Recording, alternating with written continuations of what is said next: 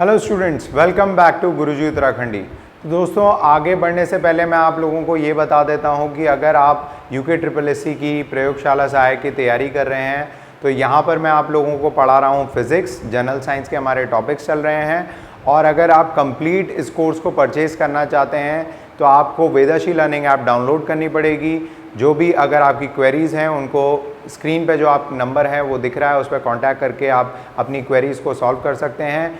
और आप इस ऐप को डाउनलोड कर लीजिए और वहाँ से इस कंप्लीट कोर्स को ले सकते हैं, जो कि आपको इस परीक्षा में सफल होने में हेल्प करेगा। चलते हैं आज के टॉपिक की तरफ। दोस्तों, आप लोग जानते हैं कि हम लोग अभी जनरल साइंस का फिज़िक्स पढ़ रहे हैं, जनरल साइंस फिज़िक्स पढ़ रहे हैं। इसमें हमारा टॉपिक जो अभी चल रहा था उसी के कंटिन्यूएशन में आगे बढ़ते हैं और देखते हैं अगले हमारे टॉपिक्स, जो कि है थ्रस्ट एंड प्रेशर, जिसको हिंदी में प्रणोद तथा दाब बोला जाता है। प्रेशर के लिए हम दाब यूज़ कर रहे हैं और थ्रस्ट के लिए प्रणोद यूज़ कर रहे हैं। अब देखिए ये कैसे आया, पहले समझना पड़ेगा इस चीज़ को कि थ्रस्ट क्या है। थ्रस्ट कुछ नहीं है, अलग चीज़ नहीं है, बल्कि ये एक प्रकार का क्या है, बल ही है। ये बल कैसा है, जो भी कोई सतह है, अगर कोई भी वस्तु सतह पे रखी होती है, उस सतह पे जस्ट उसके लंबवत लगने वाला जो फोर्स है। देखिए, जब भी कोई वस्तु यहाँ पर मान लेते हैं ये ऑब्जेक्ट रखा हुआ है, इस ऑब्जेक्ट का जो वेट होता है वो वर्टिकली डाउनवर्ड काम कर रहा होता है, नीचे की दिशा में काम कर रहा होता है इसका वेट। तो इसी के सरफेस पे जस्ट ऑपोजिट डायरेक्शन में जो चीज़ काम कर रही है, इसको ऊपर रोके रखने के लिए, बैलेंसिंग के लिए, उसको हम क्या कहते हैं, प्रणोद कहते हैं, थ्रस्ट कहते हैं। वो थ्रस्ट बेसिकली क्या है, एक सरफेस पे लगने वाला बल है, जो कि सरफेस पे लगता है, सतह पे लगता है। और इसकी एक सबसे इम्पॉर्टेंट चीज़ क्या है कि ये हमेशा क्षेत्रफल पे निर्भर करता है। इसी चीज़ को मैंने यहाँ पर लिखा है, प्रणोद का प्रभाव उस क्षेत्रफल पर निर्भर करता है जिस पर वह लगता है। तो जिस क्षेत्रफल पर थ्रस्ट लग रहा है, तो ये एक प्रकार से क्या है, एक कुल बल है। जो कुल बल एक दिशा, किसी एक पर्टिकुलर डायरेक्शन में लग रहा होता है, उसको हम प्रणोद कहेंगे या इंग्लिश में थ्रस्ट कहेंगे। अब इसका एग्जाम्पल मैं आपको समझाने के लिए ये बताता हूँ कि आप एक काम करें, अगर आप कहीं एक रेतीली जगह पे हैं, तो अगर आप उस पर रेतीली जगह पे खड़े होंगे तो आपका जो वेट है, ठीक है, वो आपके पैरों के थ्रू लगेगा, राइट। अगर आपके पैरों के थ्रू लग रहा है तो पैरों का जो क्षेत्रफल होता है वो कम होता है, तो आपको ये महसूस होगा कि आप रेत में ज़्यादा अंदर की ओर धंस गए हैं।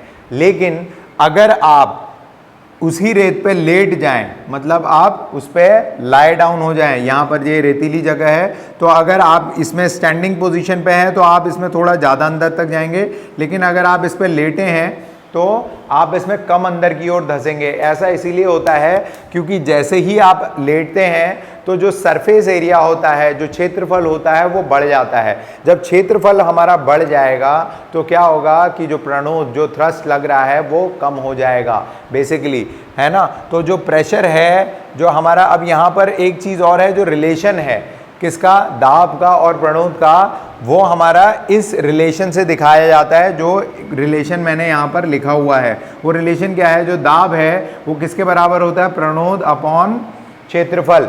मतलब अगर मैं क्षेत्रफल को बढ़ाऊंगा, जो बॉडी से लगने वाला जो दबाव है, जो प्रेशर है, जो दाब है, वो क्या होते जाएगा, क्षेत्रफल बढ़ने पे कम होता चले जाएगा। इसको आपने महसूस किया होगा अगर आप कोई बुलेटिन बोर्ड पे, जहाँ पर आप अपना चार्ट लगा रहे हैं, उस चार्ट को आप यहाँ पर चिपकाएं, है ना। चिपकाने की बजाय आप उनको कीलों से लगाएं, तो क्या होगा, आप जब कील पे प्रेशर लगाओगे तो कील एकदम से अंदर चली जाएगी। लेकिन अगर कील का जो पॉइंट होता है, जो उसका अंदर जाने वाला पॉइंट होता है, अगर वो नुकीला ना हो तो, ठीक है, अगर वो नुकीला ना हो और ब्लंट हो जाए तो क्या आसानी से वो कील अंदर चली जाएगी, नहीं, क्योंकि हमें उसके केस में ज़्यादा प्रेशर लगाना पड़ेगा। तो इस वजह से ये जो रिलेशन है ये हमें समझ में आता है कि अगर दाब हमारा ज़्यादा है तो यानी कि या तो क्षेत्रफल कम होगा, या डायरेक्ट रिलेशन क्या है, प्रणोद ज़्यादा होगा, राइट। तो यहाँ पर इस रिलेशन को आप समझ जाइए। इसी रिलेशन से हम काफ़ी सारी चीज़ें समझ सकते हैं, निकाल सकते हैं। जैसे कि अगर एक आपने आर्मी का टैंक देखा होगा, तो आर्मी के टैंक का जो पहिए होते हैं तो वो डायरेक्ट पहियों पे नहीं चलता, क्योंकि उसे रेत पे भी चलना होता है। तो उस पर, क्योंकि आर्मी का टैंक काफ़ी भारी है, उसका वजन काफ़ी ज़्यादा है, अगर वो डायरेक्ट किसी टायर्स पे चलेगा जिनकी चौड़ाई कम है, तो होगा क्या कि वो आसानी से आगे नहीं बढ़ पाएगा, बल्कि रेत के अंदर उसके पहिए धंसने लग जाएंगे। इसीलिए क्या किया जाता है, एक लगातार चलती हुई कन्वेयर होती है, एक बेल्ट होती है जिसका क्षेत्रफल ज़्यादा होता है, जिस वजह से आसानी से टैंक उस रेत पे चल पाता है। तो यहाँ तो हमने कंसेप्ट समझ लिया। अब आगे चलते हैं जहाँ पर हम बायंसी के बारे में समझेंगे और प्रेशर इन फ्लूइड्स के बारे में समझते हैं। ठीक है दोस्तों, तो यहाँ पर समझते हैं pressure in fluids. Pressure in fluids basically क्या है, हमारा जो तरल होते हैं किसी भी प्रकार के, वो भी क्या करते हैं, दबाव डालते हैं। अगर आप इसका सिंपल एग्जाम्पल समझना चाहते हैं तो आप ऐसे समझिए, देखिए ठोस कोई भी चीज़ है वो तो अपने भार की वजह से दबाव लगाती ही है किसी भी सतह पर। लेकिन मान लीजिए यहाँ पर मैंने एक बॉक्स रखा है, ये खाली बॉक्स है और इस बॉक्स को मैंने सरफेस पर रखा हुआ है, तो ये बॉक्स का जितना भी इसका वेट होगा वो नीचे की तरफ कार्य करेगा और इस वजह से क्या होगा, इस जगह पे दबाव बनेगा। ठीक है, जो रिलेशन हमने समझा था प्रेशर यहाँ पर क्रिएट होगा और इस क्षेत्रफल, इसके क्षेत्रफल पे भी डिपेंड करेगा। तो कोई भी अगर ठोस वस्तु है, जो सॉलिड ऑब्जेक्ट है, वो तो अपने मास की वजह से और उसके वजन की वजह से क्या लगाता है, उसके भार की वजह से क्या ना कुछ फोर्स नीचे की डायरेक्शन में लगाएगा। तो इनके वजह से भी क्या दबाव तो होता ही है। लेकिन अगर मैं मान लेता हूँ ये खाली बॉक्स है और इस खाली बॉक्स में भी मैं क्या भरता हूँ, पानी भर देता हूँ। ठीक है, इसके अंदर मैंने क्या किया, पानी भर दिया।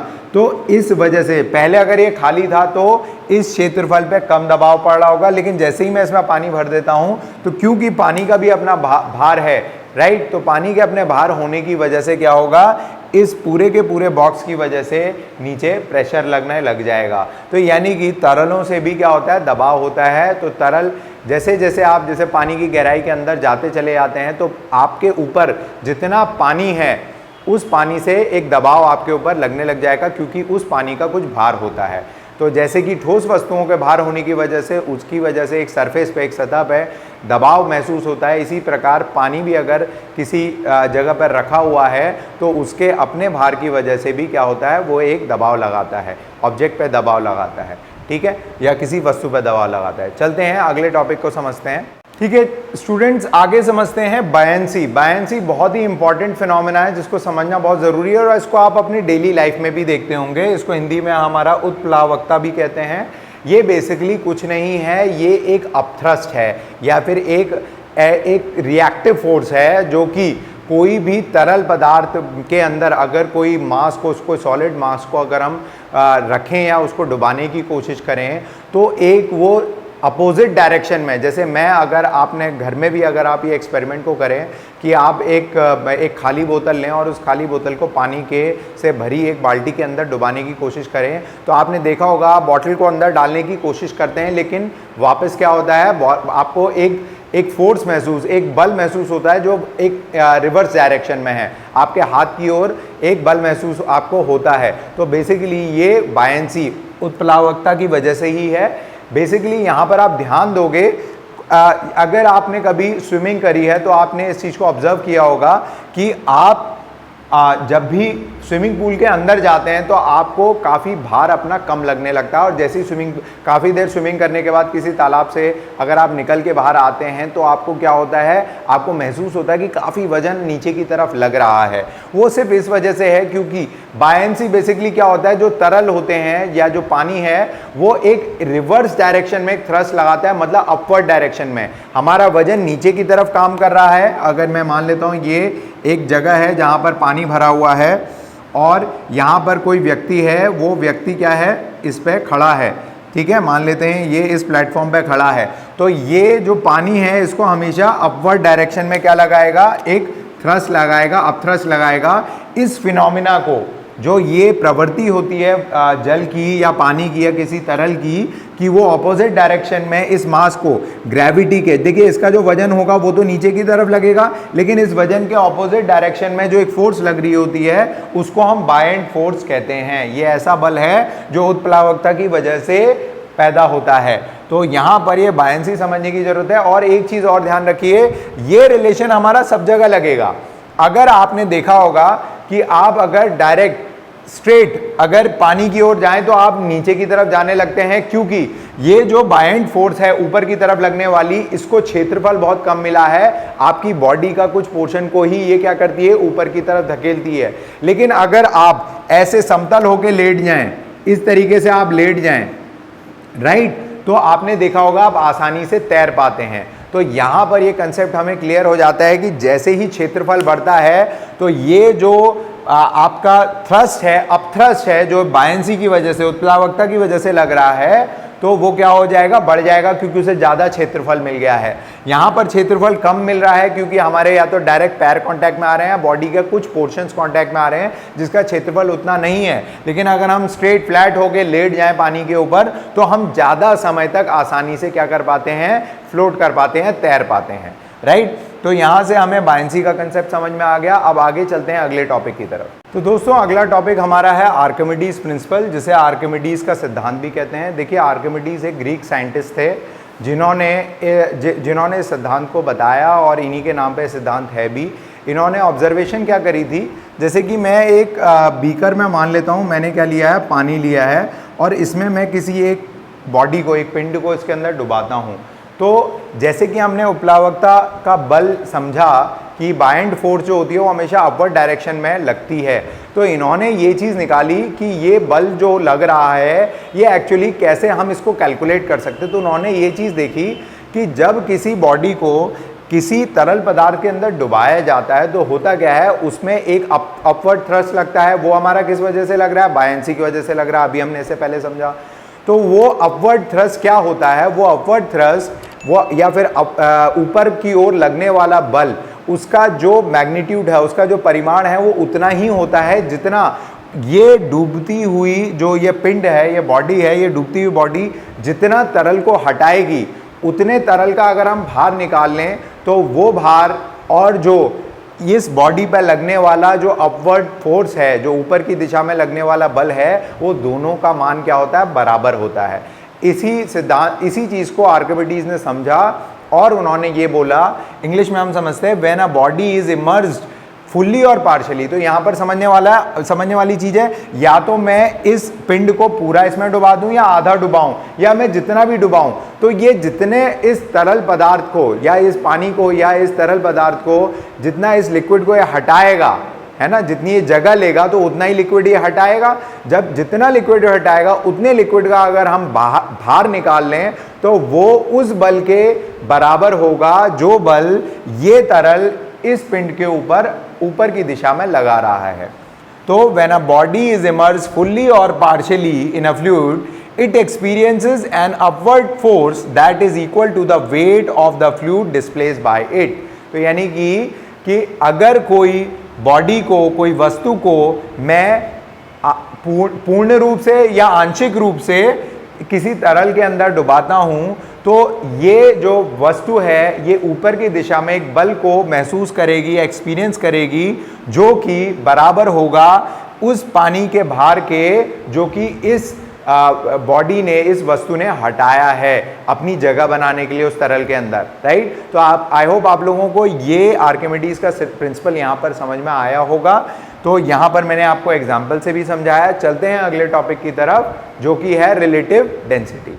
ठीक है दोस्तों, तो समझते हैं हमारा रिलेटिव डेंसिटी, जिसको हम हिंदी में आपेक्षिक घनत्व भी कहते हैं। सबसे पहले समझ लेते हैं घनत्व, जिसको हम डेंसिटी कहते हैं। सिंपली घनत्व को हमें पता है कि घनत्व को हम रो साइन से दिखाते हैं। अगर आप इसको ऐसे सिंपली ऐसे भी कहना चाहें, जो घनत्व है हमारा, वो हमारा क्या होता है, मास अपॉन वॉल्यूम, मतलब द्रव्यमान अपॉन आयतन। ठीक है, द्रव्यमान अपॉन आयतन, मास। ये डेंसिटी हमारा क्या हो गया, density is equals to mass upon volume. ठीक है, तो यहाँ पर हम सीधे समझेंगे कि आपेक्षिक घनत्व क्या होता है। आपेक्षिक घनत्व मतलब रिलेशन में, मतलब अब यहाँ पर हम किसी चीज़ का अगर घनत्व निकालेंगे तो किसी के रिलेशन में। तो यहाँ पर जिस चीज़ के आपेक्ष में हम यहाँ पर क्या निकाल रहे हैं, घनत्व निकाल रहे हैं, तो यहाँ पर हमने एक स्टैंडर्ड मटेरियल जो माना है उसे वाटर को माना है, पानी को माना है, जिसके रिलेशन में हम किसी भी मटेरियल का डेंसिटी देख रहे हैं। राइट। तो ऊपर भी डेंसिटी है, नीचे भी डेंसिटी है, ऊपर भी कौन सी क्वांटिटी है, घनत्व है, और नीचे भी घनत्व है। अगर मैं किसी भी मटेरियल की रिलेटिव डेंसिटी निकालना चाहता हूं, उसकी जैसे मान लीजिए मैं सिल्वर, गोल्ड या और किसी पदार्थ की रिलेटिव डेंसिटी, उसका अपेक्षित घनत्व निकालना चाहता हूं, तो मेरे को क्या करना पड़ेगा, उसका जो घनत्व है, उसकी जो मास डेंसिटी है, उस डेंसिटी को डिवाइड करना पड़ेगा पानी के घनत्व से। तो मेरे को वहां पर मिल जाएगा उस पदार्थ का अपेक्षित घनत्व। इसका बेनिफिट ये होता है कि ये एक यूनिटलेस, ये मात्रा रहित एक क्या है, राशि है। इस राशि की कोई भी मात्रा नहीं होती, क्योंकि ऊपर भी घनत्व है, नीचे भी घनत्व है। तो ये क्या है, किसी भी पदार्थ का घनत्व अपॉन पानी का घनत्व, ये एक नंबर के रूप में हमें मिल जाता है, जिससे हम इजीली किसी भी पदार्थ का घनत्व निकाल सकते हैं अगर हमें not known, if it is not known. तो हमें क्या होता है, किसी भी चीज का अपेक्षित घनत्व पता होना चाहिए। तो यहाँ पर घनत्व को हमने समझ लिया, इसके आगे रिलेटिव डेंसिटी को हमने समझ लिया।